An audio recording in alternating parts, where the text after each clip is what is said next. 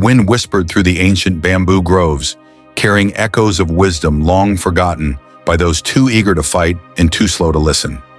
The old warrior sat in quiet reflection, his battle-worn hands tracing the scars along his arms. Each a lesson learned too late, each a price paid for understanding that had come only when the years had already slipped away. He had spent his youth chasing battles, believing that strength was measured by the enemies he conquered. He fought for honor, for pride, for victories that felt empty once the dust had settled. Yet it was not the sword that had been his greatest teacher, but time itself. And time had been an unforgiving master. Sun Tzu's words, once dismissed as mere strategy, now returned to him as undeniable truths carved into the very fabric of his existence. The greatest victory is that which requires no battle, he had once read, but only now did he understand its meaning. He had wasted years fighting wars that did not need to be fought, wars of pride, of ego, of proving himself to those who no longer even remembered his name. He recalled the rage that had once driven him, the way his blood would boil at the slightest insult. He had mistaken anger for strength, believing that to show restraint was to show weakness. But Sun Tzu had warned, if your opponent is temperamental, seek to irritate him. If he is arrogant, encourage his ego. How many times had he fallen into that very trap? How many times had others used his own emotions against him? The most painful lesson had been the simplest one. Not every battle is worth fighting. He had spent years exhausting himself on meaningless conflicts, only to realize too late that true strength lay in knowing when to walk away. He had seen men lose everything because they could not set aside their pride. He had been one of them. The greatest warriors, he now understood, were not those who wielded the sharpest blades, but those who mastered the art of patience. They knew that sometimes the path to victory was not through bloodshed, but through silence, through restraint, through knowing when to strike and when to wait. As the sun dipped below the horizon, the old warrior rose. The battlefield before him was no longer one of swords and shields, but of choices, of wisdom gained through suffering. He had learned Sun Tzu's lessons too late to undo his past, but not too late to change the future.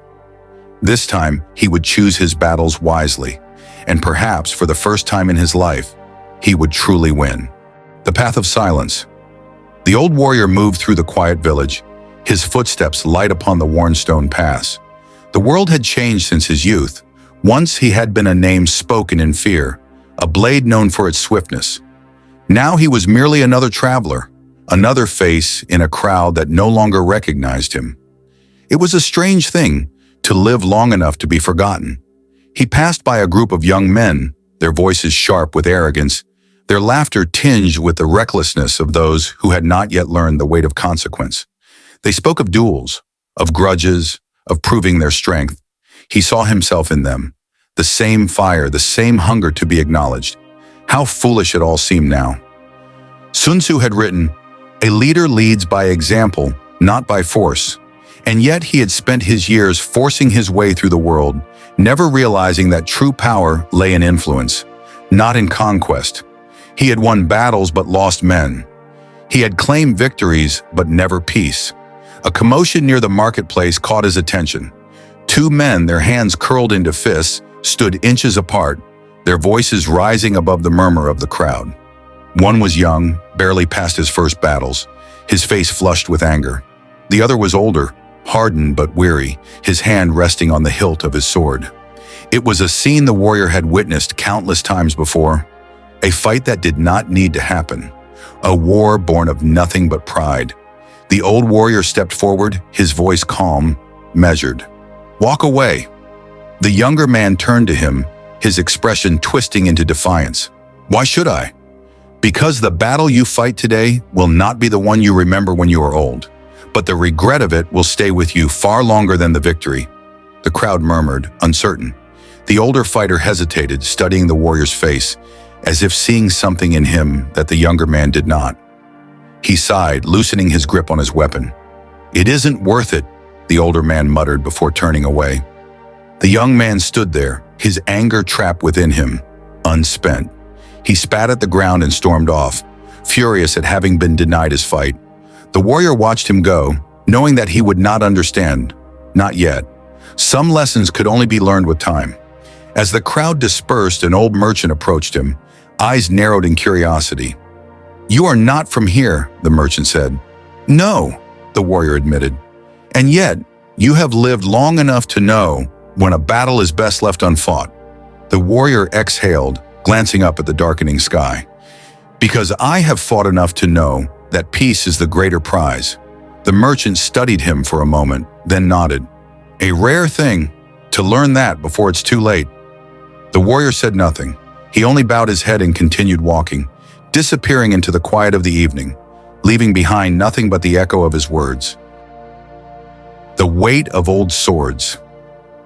The night was quiet, save for the occasional creak of wooden beams in the inn where the old warrior had taken shelter. He sat alone in the dimly lit corner of the room, his tea cooling beside him, his sword resting against the wall like a forgotten relic. He had once polished that blade daily, treating it as an extension of himself. Now, it gathered dust. He no longer reached for it at the first sign of danger, no longer felt the hunger to prove himself through steel and blood. Yet the weight of it remained. Across the room, the young man from earlier sat hunched over a cup of wine, his shoulders stiff with frustration. His pride had been wounded, though no blade had touched him. He had been robbed of the fight he wanted, and the bitterness of it still clung to him. The warrior had seen that look before. He had worn it himself once. After a moment, the young man rose as if deciding something and walked toward the warrior's table. Without asking, he sat across from him, fixing him with a glare. "You stopped my fight today," he said. The warrior nodded. "I did." The young man's fingers tightened around his cup. "You humiliated me." "No." The warrior's voice was calm, steady. "I saved you from wasting your blade on a battle that meant nothing." The young man scoffed. "What would you know about battles?" The warrior exhaled slowly. How many times had he spoken those very words in his youth? How many wiser men had he ignored?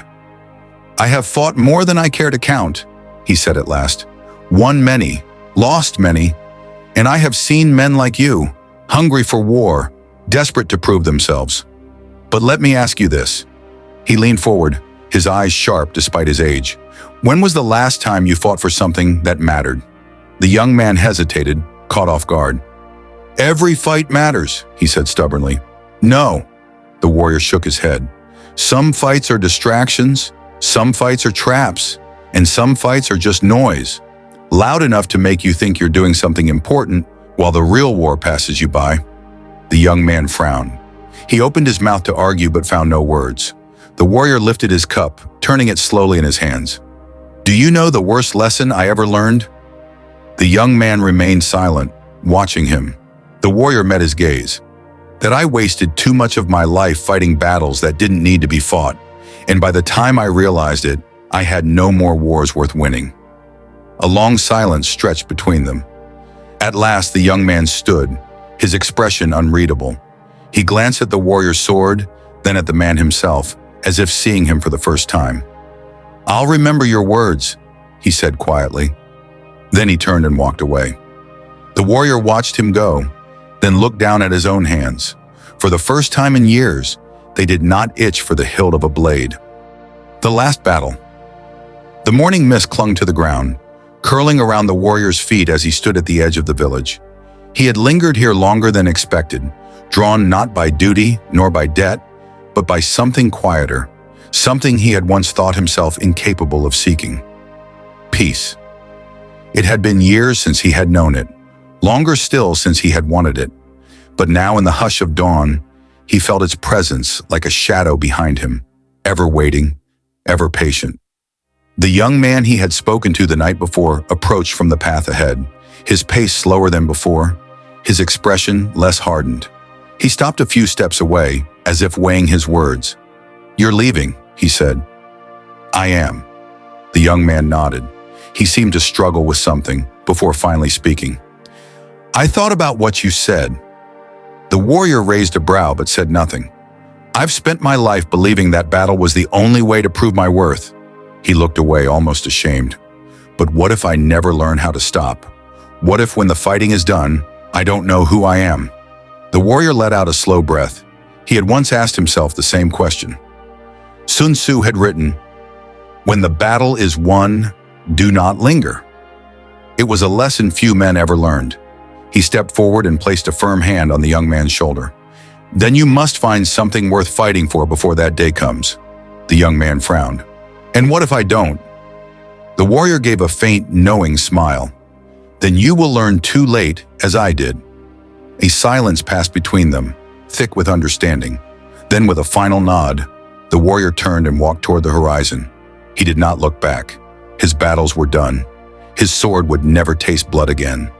For the first time in his life, he had nothing left to prove. And for the first time in his life, he was truly free.